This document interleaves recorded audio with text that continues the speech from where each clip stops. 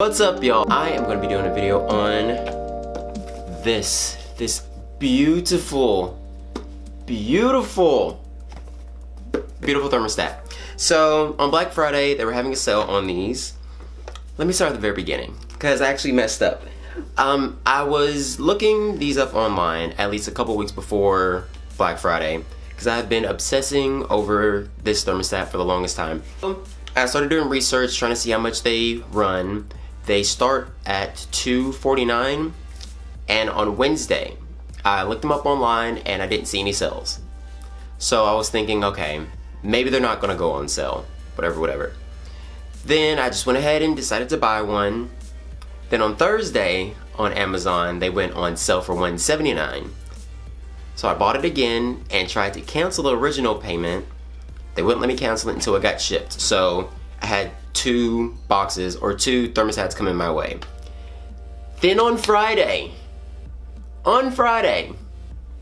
went on sale for $139. So I chalked it up as a loss. You know, I learned something. I kept the one that was $179, sent back the one that was full price, and I didn't even try to get the one that was actually on sale for Black Friday because at that point in time I was too tired. So before I unbox this, I do want to talk about it a little bit. Now, even on the side of the box, which I'll show you, it says that the Google Nest Learning Thermostat works with 95% of 24-volt heating and cooling systems. So, for the majority of everyone, it should be compatible. What I did is I got online, I got onto the Google Nest website, if you will, and I decided to talk to one of the consultants to make sure that this Nest thermostat was compatible with my existing setup that's in the house that I live in. So they asked me to send them some photos of the wiring that I had behind my thermostat. They also wanted to know the make and model of the thermostat that I have, and they also wanted to know the make and model of my HVAC system. Dang, anything else? So before you even go out and buy one of these, I would go ahead and at least go on their website and talk to someone to make sure that the system that you have now is compatible with the Nest thermostat. I also did find some information, which I actually just found out about 30 minutes ago, so fun, that it is possible that there are some Wi-Fi routers that aren't compatible with the Nest. So I didn't see my thermostat on there. That's also on the Google Nest website, their official website, and it'll let you know which routers. It has a list, and I think there's I saw around 7 different routers that were on there that aren't compatible. So if your router is not on that list, then you're good. Check that out too. Check out your compatibility for your current thermostat and your compatibility with the current router that you have for your Wi-Fi. You might have issues with battery not staying charged, your internet dropping in and out, and things of that nature. Now, if all of those are good, then you're solid. Go ahead and pick one of these up. But I'm gonna go ahead and unbox this because I've been waiting for 4 days. It's been just sitting in my office, but I've been at work. So I haven't been able to unbox it, and I knew if I unboxed it, I'd wanna go ahead and put it together without recording it. So I'm gonna go ahead and get started on this because I am excited. So let's go ahead and unbox this. Trying to see if there's anything important that you need to know. It does work with Google Assistant, and it also works with Amazon, or Amazon Alexa, sorry, which is the current setup that I have right now. Oh, hold on, listen to this. Yes.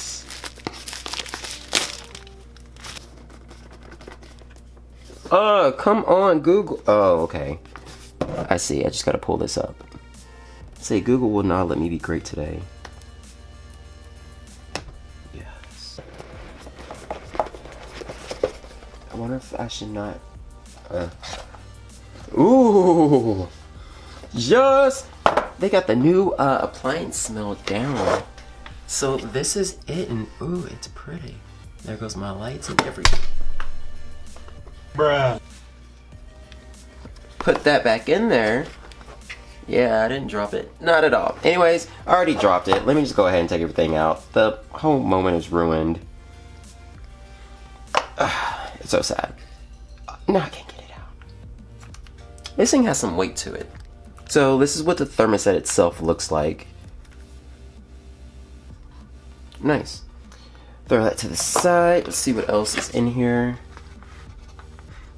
That smells good. Instructions. I don't need those. Okay. You also get this. This is the mounting bracket. This is where you're going to put all the wires into. This is the screwdriver that they give you.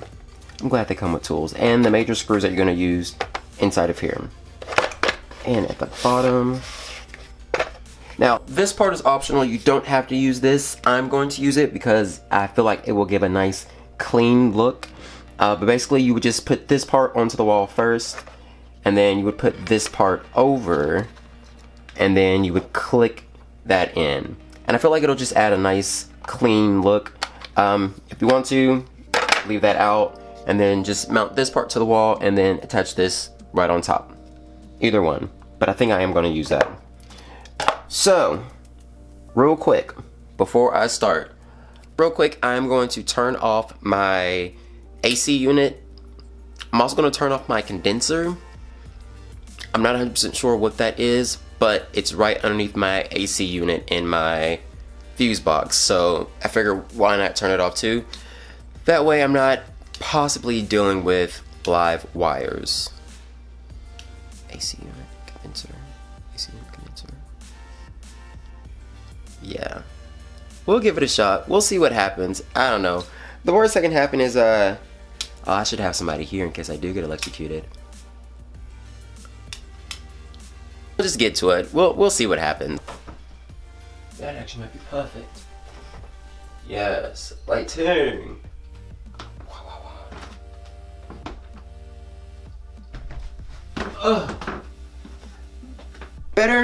Better. Okay. Was it really recording this whole time? Anyways, okay. So I'm in my hallway. This is my old thermostat. Hopefully. Oh, thermostat. As you can see, I don't know if you can see the front, but there's nothing showing on the display. I turned off my AC unit and my condenser and my breaker box, and I think it's good. The app recommends you turning off the power completely, but then I don't have my lights, so it's all good. At least I know there's no power coming straight to this. So what I'm gonna do is pop this off. Oh, haha. I am taking off the wrong thing. I think I am. Ha! I think I got a weird double red one right here. Blue, orange, wait. Blue, orange, red, green, yellow, white, and then a red one for some reason that's going from this terminal to this terminal.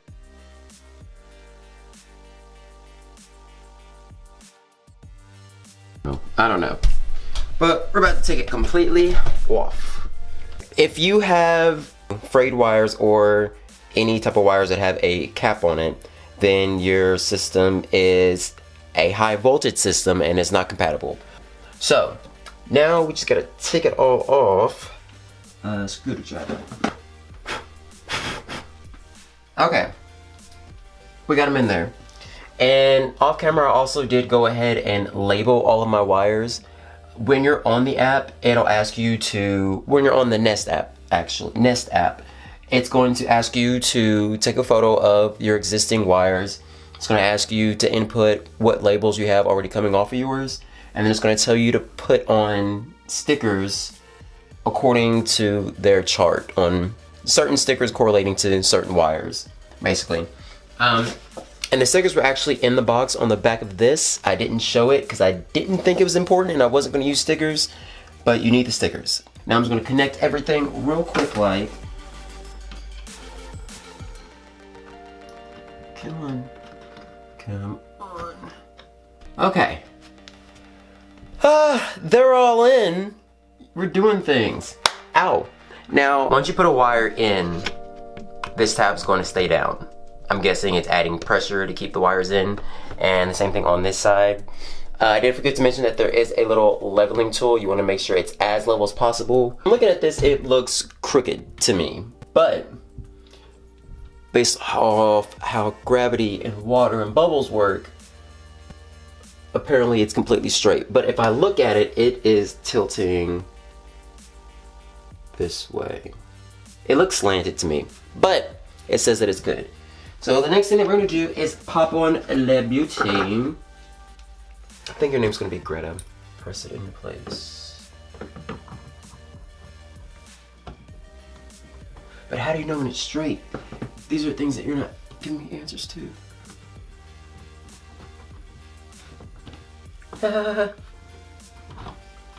Oh.